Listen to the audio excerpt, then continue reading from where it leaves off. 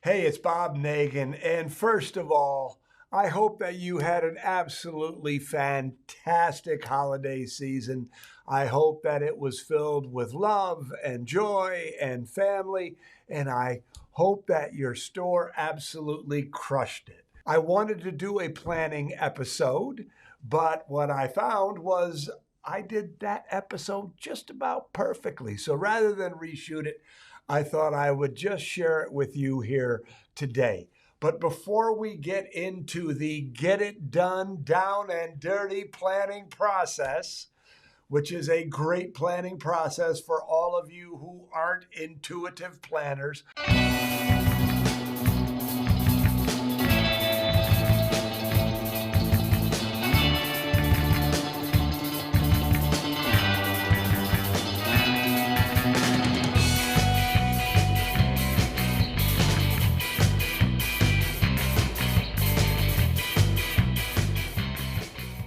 I know that for myself and for so many of the retailers I work with, the impulse is to create a great plan for the year and follow the plan and get all these things done and, hit those big goals. But in actuality, the execution is more difficult because we're busy, because we don't know how to create that plan. So there's the understanding of the need to plan, but the lack of knowledge and time and energy to actually create that big plan. And that is why I created the down and dirty, get it done planning process. So you can get something down on paper. So you do have a roadmap to follow. Now, if you want to go deep, if you want a really, really great plan, there are lots of people and programs that can teach you how to do this, right? I love the way that Michael Hyatt looks at planning and productivity. But this is for all of us who maybe might not be so driven, or it's for the rest of us, right? So, well, excuse me, I've got to pull up my notes. So before we get into the planning process, I have two words of encouragement and caution.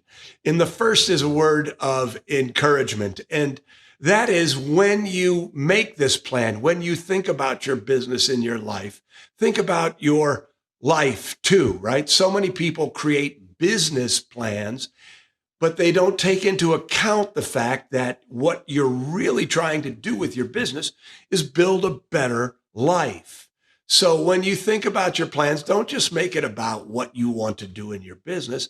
Think about who you want to be. What do you want to do in this next year that will make you healthier, that will make you happier, that will build better relationships? Because when you're making a plan for your year, you want it to feature both what you want for yourself and your family and all of those things and your business. The two should work together, because if you build your business at the expense of your life, you're chasing fool's golds. If all you do is build your life and not plan for building your business, you're going to experience the stress that comes from not having a business that works the way it should. So that's the first piece of advice.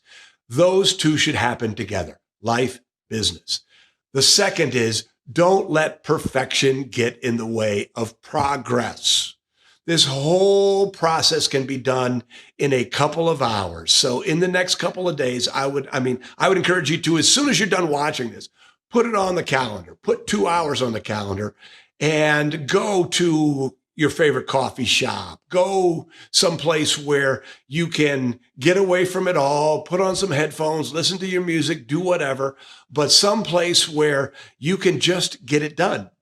That's why it's called the down and dirty, get it done planning process. And I guarantee you that if you just spend a couple of hours doing what you're going to learn here in the next 10 minutes or so, you will have a really good start on your year.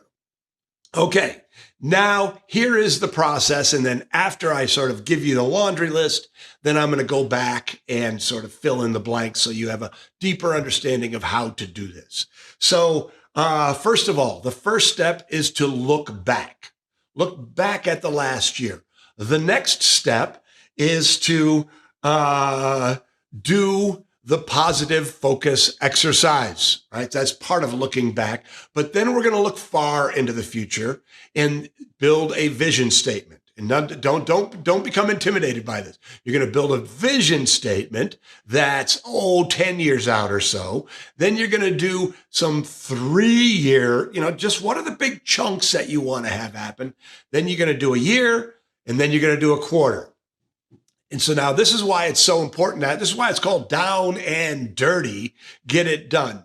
Because this isn't a big complex plan. This is the milestones. These are the big chunks that you want to have happen. Okay. So look back, look way out, look a little closer in, move closer in, and move closer in. And again, don't let perfection get in the way of progress. Find 2 or 3 things, maybe 5, that are super, super important to your success. Results are a function of activity. So if you do, what are the big things that will make the most difference? What are the things that will make you healthier, happier, more prosperous, more productive? Make more sales, all these things. So, okay, you with me so far? So first of all, let's look back. You can, it's just important to sort of clear the air of the last year. I mean, in a good way, right? If bad things happen, just take a look and just sort of see what happened in the last year. I went through my calendar. I keep my calendar on Google, and, it made me realize we had a really, really busy year, but I wanted more depth before I actually moved into the planning process. And if you know, I did a Real Retail TV on that was titled, and the episode was titled "My Best Habit," and it's about my journaling habit. And because I really wanted more context before I started planning forward, I went and I got all of my journals. So last year, I finished 5 journals, and I am in the process of reading them right now. It's super interesting to me to see what problems still, it's just super interesting to me. Great things have happened in the last year, but it's just interesting to me. And seeing what happened in the last year is helping me with my planning going forward.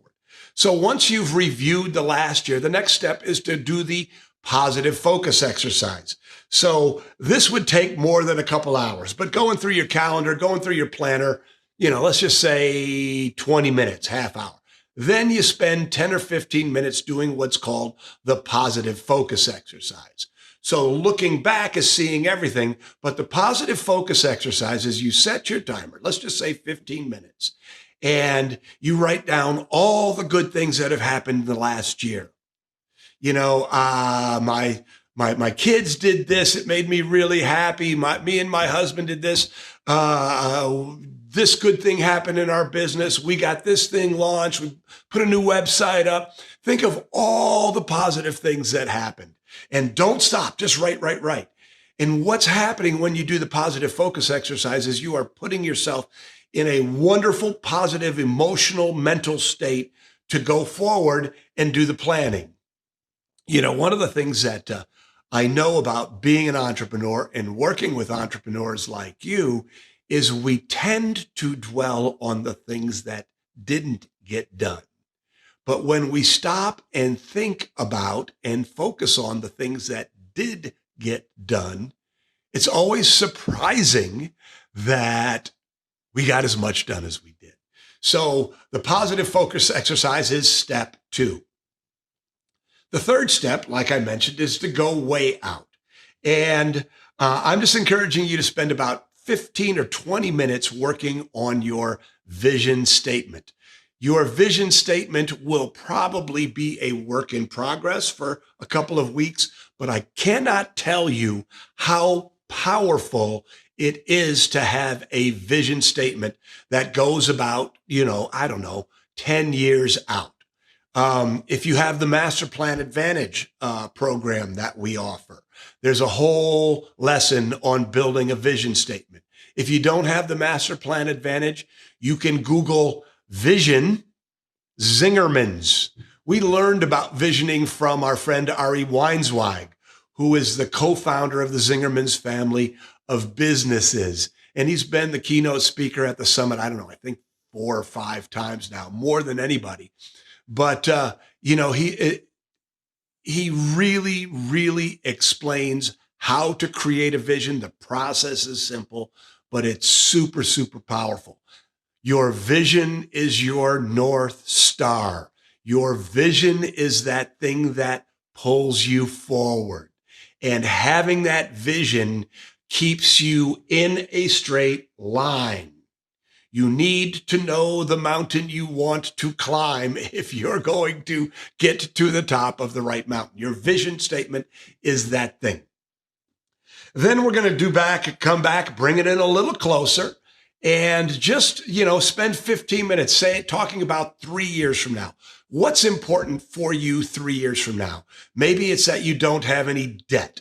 Maybe it's that you have the best possible team working with you. Maybe it's that you have the best possible team so that you can travel 10 weeks a year. I don't know what it is, but say, if my vision is this thing out here 10 years, what would I have had to have done personally and professionally to feel like I'm making progress?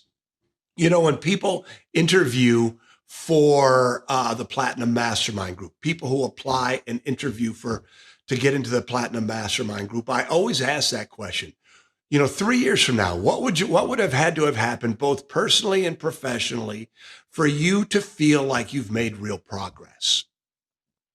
And invariably, there's lots of conversation around, I want to spend more time with my family. I want to travel more. I don't want to feel so shackled to my business. All of these things. I don't want to feel the stress of having debt and all of these things.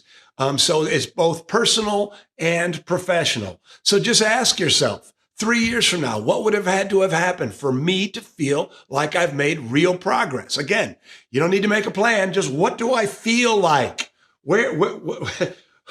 What's the road? What's the straight line? So that's 3 years. Then we bring it back to a year. Now we're starting to get a little more real. Now we're starting to talk about, what am I going to do? Not where am I going to go, but what am I going to do to make real progress this year? I encourage you to not have too many goals. Have 3 goals, maybe 4 goals, maybe 5 goals. I love Gary Keller's book, The One Thing, one goal. What is the one thing that's going to make a huge, huge difference in your life? And then ask yourself, what are some goals? What are some goals? Pick 2 or 3 or 4 goals for your year. And then think about the habits you need to create to meet those goals. And, I did an episode, in fact, an episode called I Flipped the Switch on my goals in 2020. And I talk about the fact that I want to have 3 habits this year, 3 habits. I understand the goal of having my intention is to create 3 solid habits, things that I do now, but I need to make into a habit. And they are daily meditation, moving every day, and writing every day. And you can watch the whole episode and hear more about that. But really, what are you going to do every day or many times a week to move you forward in your goals? What's going to make your business better? What's going to make you happier? What's going to make you healthier? What do you need to do to move forward? Again, we're moving towards our vision with this planning process. And then we move it down to a quarter, right? So my one of my mentors, his name is Dan Sullivan. He, really contends that if you're going to be an effective business person, you need to live your life in quarters, right? It gives your years rhythm. And so then you ask yourself, what am I going to do this quarter? What habits am I going to drill down? What things do I need to do this quarter to really have a huge impact on my business and my life? So that's really it. And then, of course, then you've got your work to do every quarter. You can make your monthly goals. You can do your weekly goals. You can do it any way that you see fit. But I just wanted to share with you that planning process. Again, 2 hours, 2 hours, but just the process of thinking about what you want out of your business and your life will give you the direction you need to move forward in a meaningful way. Dwight Eisenhower, who is a late president of the United States and was the supreme commander of the Allied forces in World War II, a guy who did, if you're running all of the Allied forces in World War II, there's a lot of planning going on, right? And he had a great quote. He said, "The plan is nothing. Planning is everything." And that's what I'm encouraging you to do. I'm encouraging you to sit down. And if you have the time and the energy, and that's the kind of person, and you're the kind of person who needs a deep, rich, detailed plan, by all means, create it. But if you're not, just do this work. Down and dirty. If it ain't written, it ain't real. When you write it, you're setting an intention. And that intention, if you just keep coming back to it, will come true.